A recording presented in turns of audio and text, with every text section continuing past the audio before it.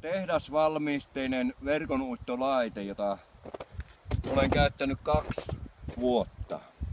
Ei ollut mitään ongelmia koko aikana.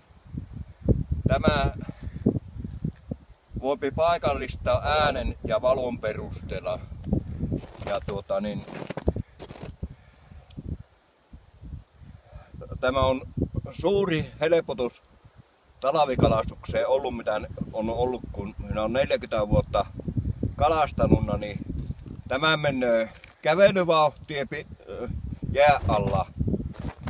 Ja nämä hammaspyörät antaa ääntä, jonka perusteella voi tunnistaa, missä on tämä laite menossa. Ja sitten valot myöskin pimeällä ilmalla näyttää, että missä on tämä laite. Ja tämä katkaisija on kuminauhan. Nauha menee tuonne sisään. Tavallaan niin kuin venttiilikumi menee tuonne katkaisijaan sisään. Ja sitten kun kovasti semmoisen terävän nykäisy antaa, niin silloin syttyy valo palaamaan. Ja jos ei kerralla onnistu, niin se voi ottaa pois, mutta harvoin käypi niin, että suuntaus ei onnistuisi. Tämä menee suoraan ja äänen ja valon mukaan tämä löytyy sitten. Että tämä niin kun, jos on tarkoitus 30 metrin verkkolaska, niin tätä uitetaan semmoinen 35 metriä ja jääkaran rengässä ongitaan lanka ja sitten vedetään pois tämä laite ja sinne menee samalla lanka tästä avannosta.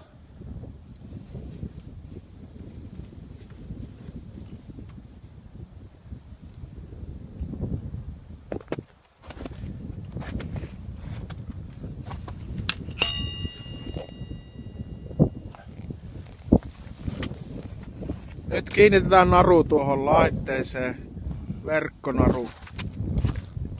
Joka tuollaisella rullalla tuossa ketevästi.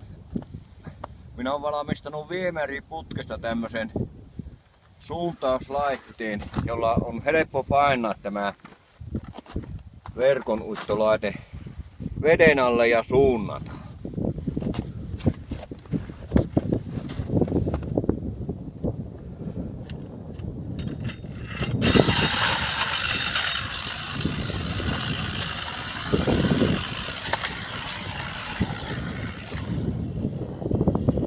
Nyt suunnataan laite, minne se lähtee menemään.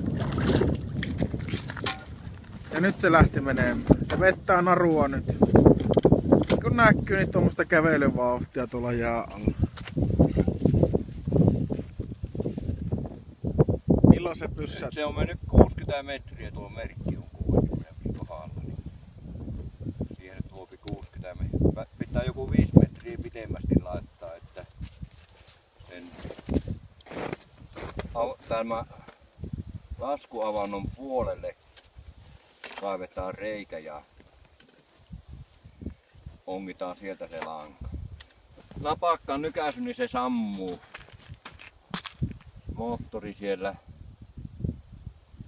ei vielä sammu. Ääni ei muuta kuin reijän kaivuu, se on jo mennyt tästä ohi. Tuolta kuuluu, eikä pääse ääni jo. Tähän kaivetaan vaan reikä ja siitä ongitaan sitten. Kyllä vaan se tuo.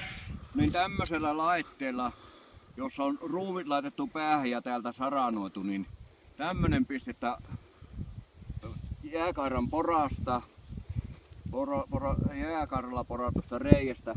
Sitä pyöritellään tuolla se taittuu sinne jää alle. Ja tätä pyöritellään avannossa niin, että se jääpintoa kuuluu se rahina sieltä. Tämä on nyt vähän turhan syvässäkin. Näin. Tätä pyöritellään aikasan, niin se lanka tarttuu tuonne. No nyt se on kiinni siellä varmaankin. Joo. Tuommoinen sykkerö kerkesi tulla.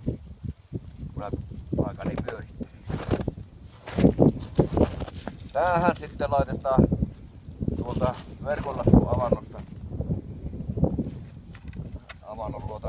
langan hakemassa ja panen tähän kiinni ja vedän sen tuon uittolaitteen tuonne verkonlaskuavantoon ja siellä on lanka sitten. Tällä välillä. Tällä välillä ja voi aloittaa verkonlaskun. Ja jos jostain syystä haluaa, niin sen tämähän voisi tehdä iso avannon ja ottaa sen laitteen ulos tästäkin, jos niin on vaikka 500 metriä tässä olisi väliä, ettei halua kiskoa takaisin sitä laitetta, eikö näin?